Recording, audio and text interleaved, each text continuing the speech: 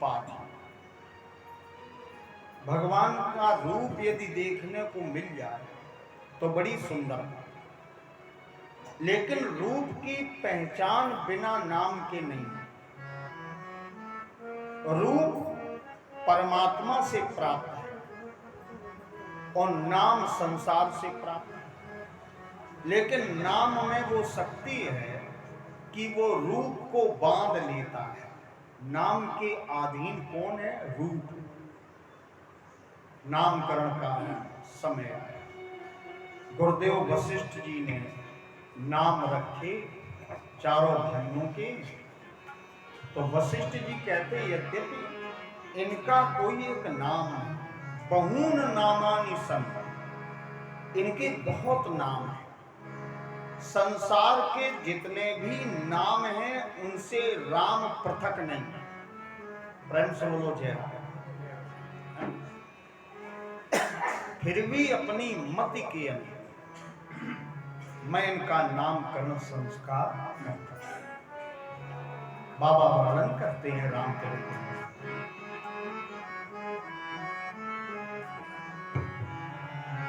जो आनंद सिंधु सुख राशि, जो आनंद सिंधु सुख राशि, सीकर त्रैलोक सुभाषी, सीकर त्रैलोक सुभाषी, सो सुख धाम राम यश नाम, सो सुख धाम राम यश नाम, सो सुख धाम राम यश नाम, सो सुख राम राम यश नाम, अखिल लोक दायक विश्रामा, अखिल लोक दायक विश्रामा, अखिल लोक दायक विश्रामा, अखिल लोकदायक विश्रामा। जो आनंद सिंधु, भगवान आनंद के सिंधु, सुखों के धाम है। काहे के सिंधु हैं? आनंद के सिंधु, और सुखों के धाम हैं। सुख राशि सीकर सीकर, सीकर कहते हैं बूंद को। चूंकि आनंद के समुद्र हैं और भगवान के आनंद के समुद्र की एक बूंद यदि प्राप्त हो जाए तो त्रैलोक सुखी हो सकता है। प्रेम से बोलो जय राम। अब एक अनुभव करना, हम लोग व्यर्थ में ही कह देते हैं कि भगवान ने बड़ा दुख दे दिया, है ना? इतना बड़ा कष्ट दे दिया ठाकुर जी ने।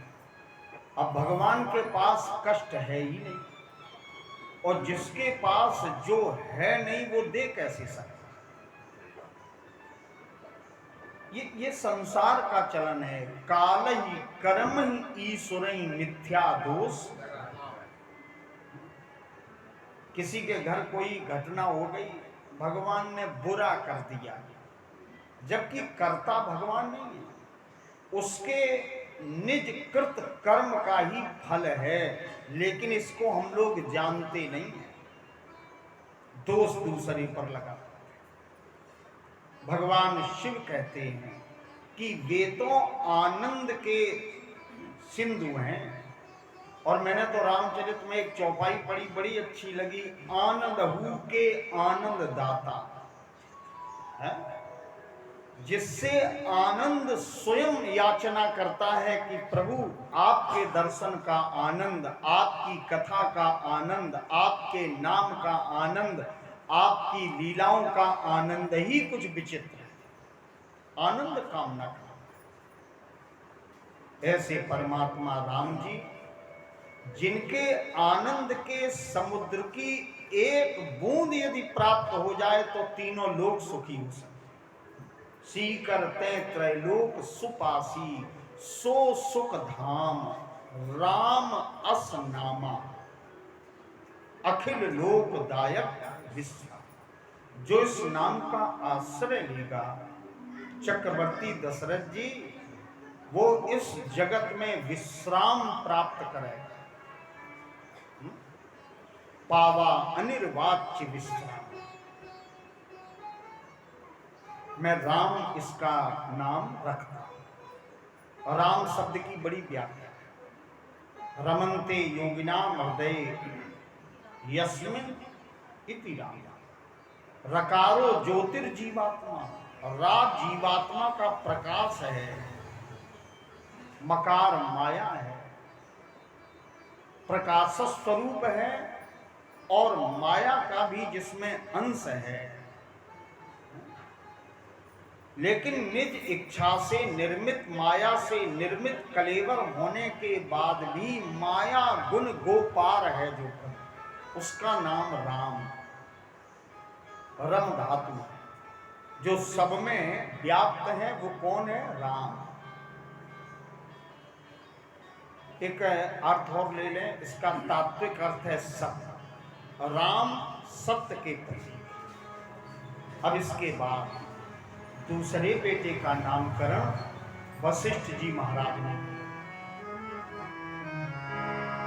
विश्व भरण पोषण कर जोई,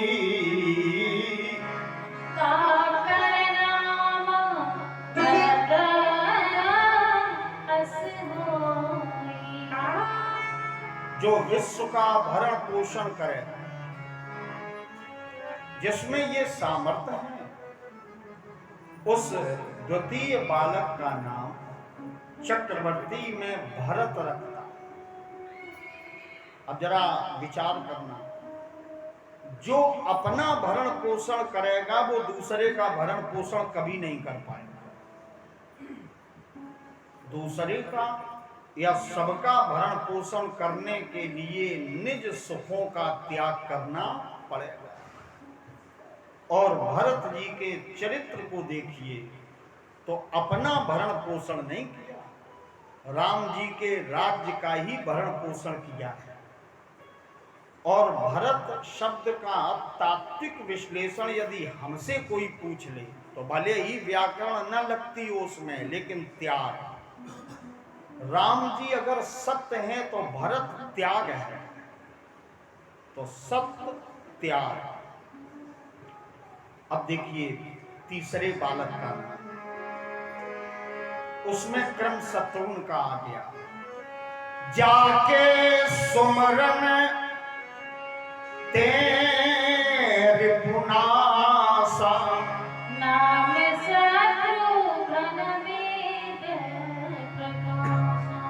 जिसके स्मरण करने से, सुमरन करने से हमारे शत्रुओं का विनाश हो जाता। अब आप राम कथा सुन के जाएं और सोचें ये उपाय बढ़िया है, पड़ोसी से लड़ाई है तो हम शत्रुघ्न शत्रुघ्न कहें तो पड़ोसी का विनाश हो जाए, ऐसा नहीं। सुमरन मात्र से हमारे जो अंतःकरण के शत्रु हैं, ये शत्रु तो व्यवहार बस हो गए हैं। कुछ जन्मजात शत्रु हैं जीव के लिए, काम क्रोध लोभ माया ईर्ष्या द्वेष अहंकार, इनका विनाश होता है। जाके सुमरन ते रिप नासा, किससे? सुमरन से। नाम शत्रुघ्न, इनका नाम में शत्रुघ्न रखता, तो शत्रुघ्न सुमरन का प्रतीक है, स्मरण का। अब आइए, लक्ष्मण जी का जब नाम रखा तो लक्षण धाम राम प्रिय सकल जगत आधा, ये आधा। लक्ष्मण जी का नाम सबसे बाद में इसलिए रखा क्योंकि आधार जो होता है वो नीचे ही होता है, पहला उत्तर। दूसरा, लक्ष्मण जी के ऊपर संपूर्ण ब्रह्मांड विराजमान है, ब्रह्मांड भुवन विराज जाके शीस जिम एक रजकनी, जिसके सिर पर समस्त बोझ है उसको तो नीचे ही रखना पड़ा। इसलिए लक्षण धाम राम प्रिय सकल जगत आधार। अगर परिवार में एक भी लक्षणों का धाम है तो पूरे परिवार का वो भरण पोषण और बोझ उठा सकता है। ये रामचरितमानस का संदेश है। चारों शब्द निकालिए, सत्य, त्याग, स्मरण माने सुमरण और आधार। जीवन में सत्य हो, जीवन में त्याग हो, जीवन में स्मरण हो, तो जीवन जीने का, जिंदगी जीने का हमें आधार प्राप्त हो जाता है। प्रेम से बोलो जय राम। भाई हम केवल इतने ही जान ले ये नाम के मूल में क्या है, तो नामकरण संस्कार। इसके बाद बालक बड़े के पिताजी की आज्ञा लेकर जाते हैं और ये मृगया करते हैं। मृगया में जिनकी करनी बिगड़ गई और बड़े बड़े सिद्ध साधक जो मृग की योनि में आ गए, तो पावन मृग मारही जिय जाने। समझ लेते थे राम जी कि इसको भवसागर से पार करना है, तो पूर्व जन्म का साधक लेकिन पतित हो गया, तो वो मृग योनि में चला गया। भगवान ने उनका उद्धार चक्रवर्ती जी को दिखाते हैं। गुरु जी के यहाँ विद्या पढ़ने गए, तो अल्पकाल सब विद्या। पार्वती जी बोली, क्या भगवान पढ़ने भी गए? भगवान शिव कहते हैं, जाकी सहज श्वास सुत चाहे। जो श्वास लेता है तो श्रुतियां निकलती हैं, वेद के मंत्र प्राकृत होने लगते हैं, वेद मंत्रों का प्राकृत होता है। सो प्रभु पढ़, वो परमात्मा आज पढ़ रहे हैं। यही अचरज है, यही कौतुक है, यही तो लीला है। गुरु जी के यहाँ शिक्षा प्राप्त की। इसके बाद राजकाज में चक्रवर्ती दशरथ जी का सहयोग राम जी सम्यक प्रकार से करते और अयोध्या में बहार आ गई। दशरथ जी प्रसन्न हैं और सुख का समय बड़ी जल्दी निकल जाता है। दुख का एक पल एक कल्प के बराबर लगता है, लेकिन सुख का एक कल्प क्षणिक समय के समान निकल जाता है। वो समय निकल गया। बाबा ने लेखनी उठाई और वर्णन करते हैं, यह सब रुचिर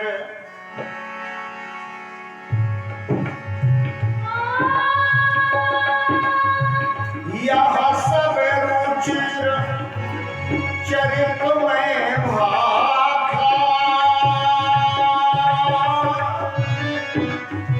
अब सो सुन जो भी चहिरा था।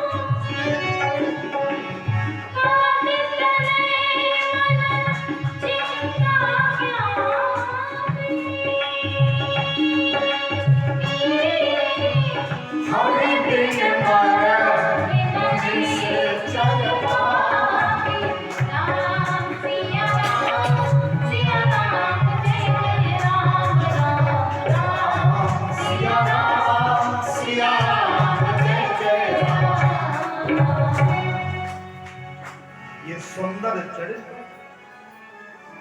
बाबा तुलसी ने कहा। अब आगिल कथा सुनो मन लाई। अब मन लगा करके आगे की कथा सुनिए, है ना।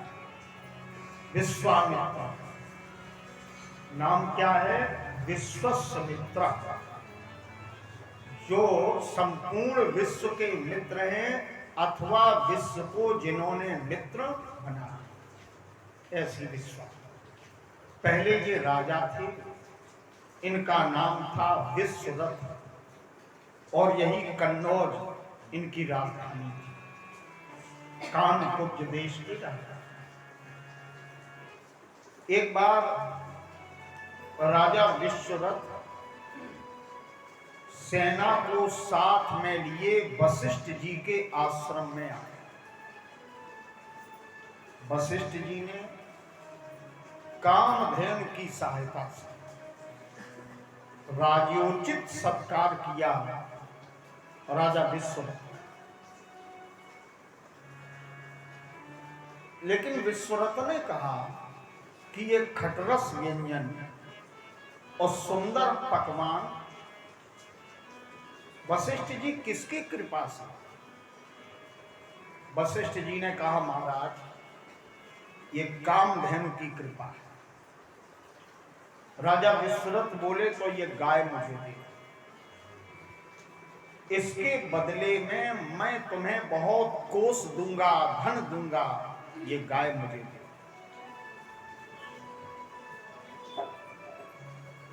मैं बहुत खजाना। वशिष्ठ जी ने मना कर दिया कि राजन न दास्याम, मैं गाय नहीं दूंगा। अब इन्होंने कुछ मुद्राएं बढ़ाई, लेकिन वशिष्ठ जी स्पष्ट मना कर। अब राजा में तो रजोगुण होता है और रजोगुण में अहंकार उत्पन्न होता है। आज्ञा दी सैनिकों को कि गाय ली। गाय खोलने लगे तो गाय ने अपने शरीर से तमाम सैनिकों को उत्पन्न किया जिन्होंने विश्वामित्र की सेना को पराजित किया। और ये वशिष्ठ जी से गौ मां बोली, क्या मेरे पुण्य क्षीण हो गए हैं जो ब्राह्मणों के यहां से मुझे राजाओं के यहां जाना पड़ा?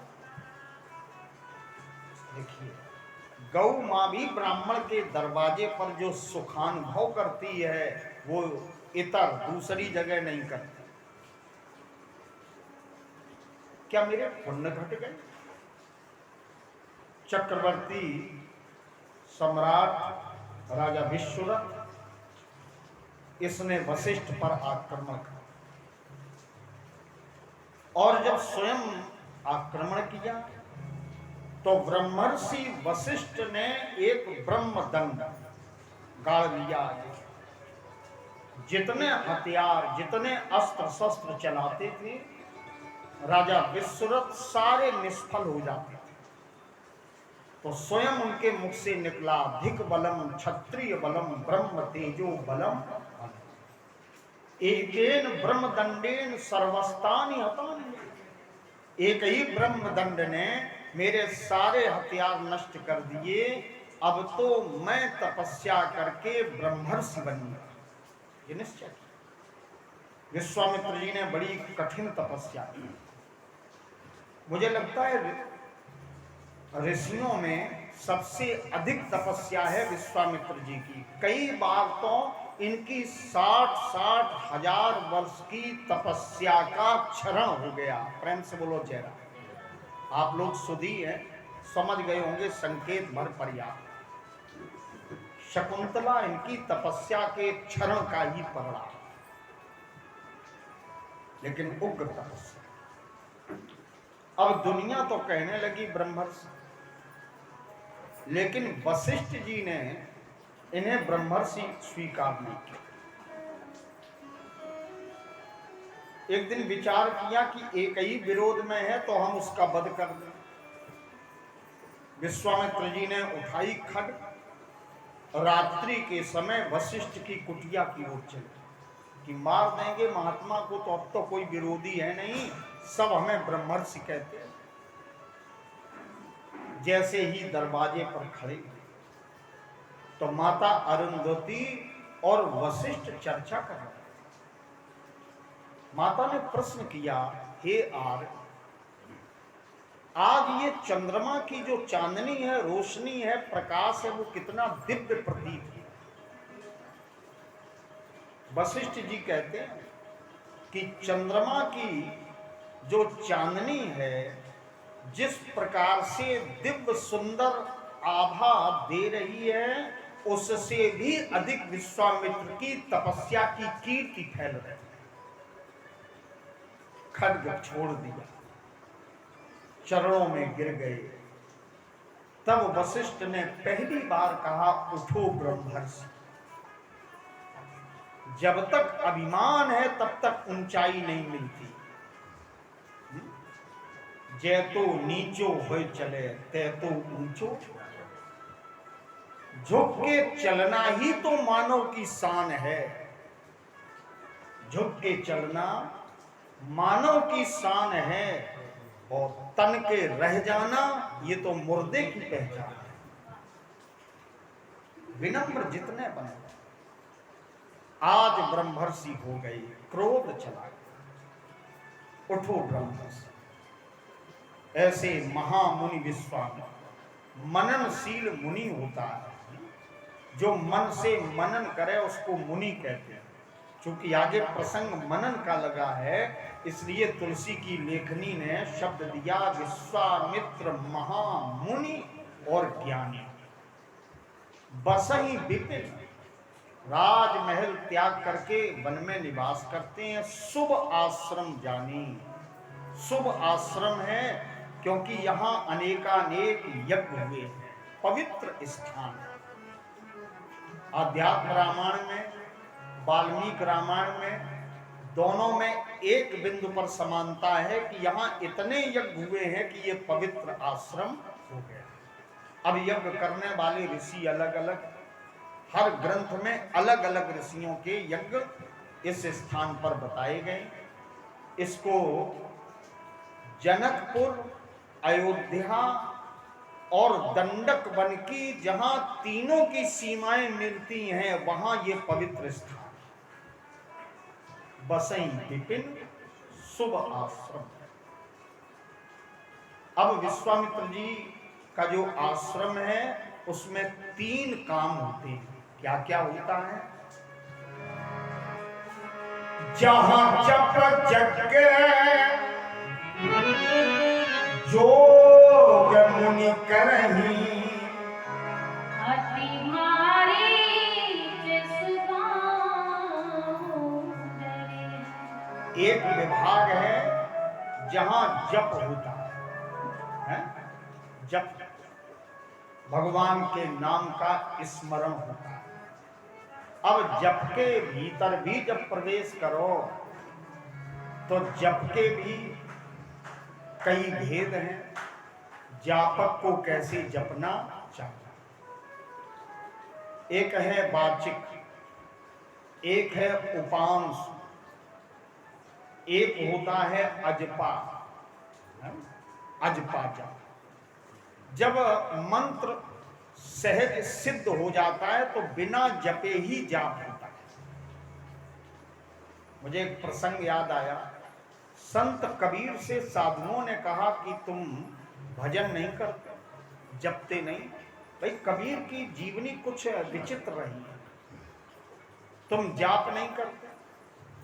लोगों ने कहा कि काशी में तो कबीर इसलिए रुके हैं कि मरेंगे तो मुक्त हो जाएंगे। तो कबीर ने कहा अगर मेरी साधना है तो हम काशी छोड़ देंगे और वहां चले जाएंगे जहां मरने के बाद नरक जाना पड़ता है, तो मगहर है ना। तो विचित्र संत हैं। ऐसे कबीर दास जी महाराज कहते हैं कि मैं नहीं जपता हूं। तो महात्मा लोग बोले क्यों नहीं जपते? बोले इसलिए नहीं जपता हूं। तो एक दोहा सुना रहा हूं। माला जपहु न करे जपहु, जिह्वा जपहु न राम।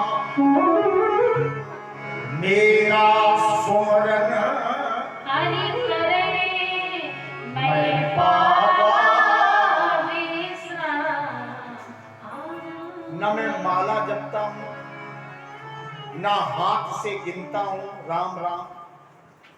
अगर उनकी मर्जी हो तो मेरा स्मरण स्वयं करें, क्योंकि हम उनकी शरण में हैं, हमारे आश्रय तो वही है। मैं पावा विश्राम, मैंने उनमें विश्राम पा लिया। तो अजपा जप है, बिना जपे ही चलता रहता। विश्वामित्र जी के आश्रम के एक भाग में जप चलता था और एक दूसरे भाग में यज्ञ था।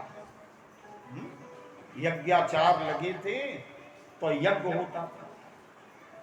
और तीसरे में योग, जहां जप यज्ञ जोग मुनि करहीं, लेकिन जप में कोई विघ्न नहीं। हम अपने मन से राम राम जप रहे हैं, कौन सी बात है।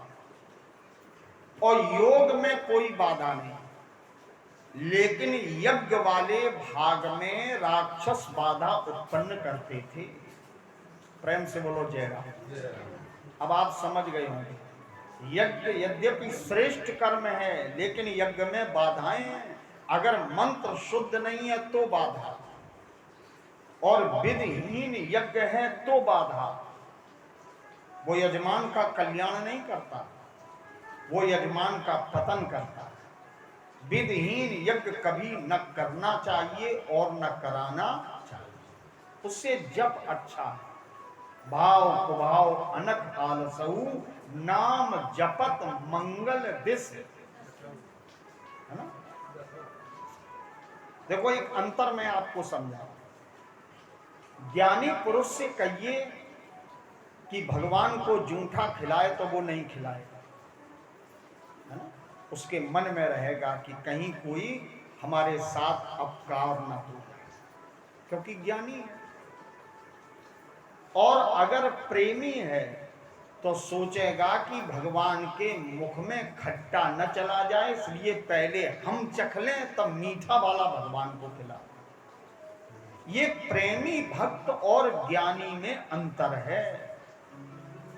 इसलिए यज्ञ ये वेद विहित कर्म है, वेद से मान्यता प्राप्त कर्म है यज्ञ।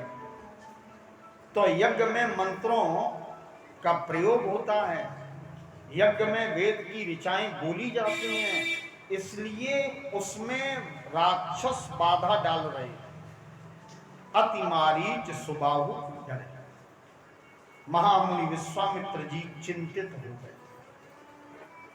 अपनी अपनी चिंता तो हम सबको है, लेकिन धर्म की, राष्ट्र की, देश की, मानवता की, संस्कृति की चिंता संत को निश्चित होती है। तो विश्वामित्र जी के मन में चिंता था। तुलसी बाबा ने रामचरित में वर्णन किया।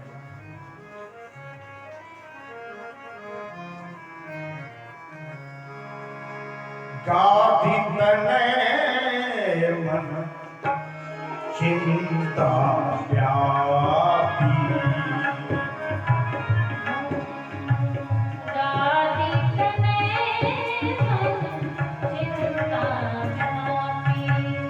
हरि बिन मरहि ना निश्चर पापी। हरि बिन मरहि ना निश्चर पापी। तब मुनि बर मन कीन विचारा, तब मुनि बर मन कीन विचारा।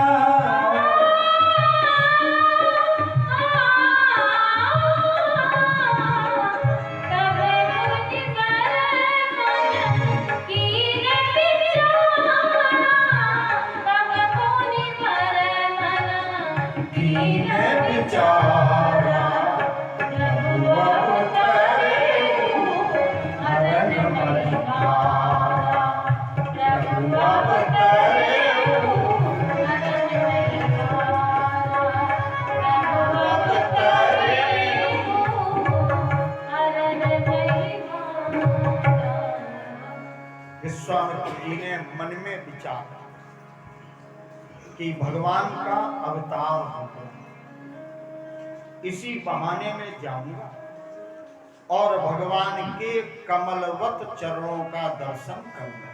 एहू मिस देखूं पद जाई और कर विनती आनंद दो। दोनों भाइयों की प्रार्थना करूंगा और मैं भी ऐसा सोच करके विश्वामित्र जी चल पड़े। हम आप संसार में वृद्धि करने के लिए चलते हैं और विश्वामित्र जी परमात्मा को लाने के लिए चले। मैं एक प्रार्थना आपसे करूं।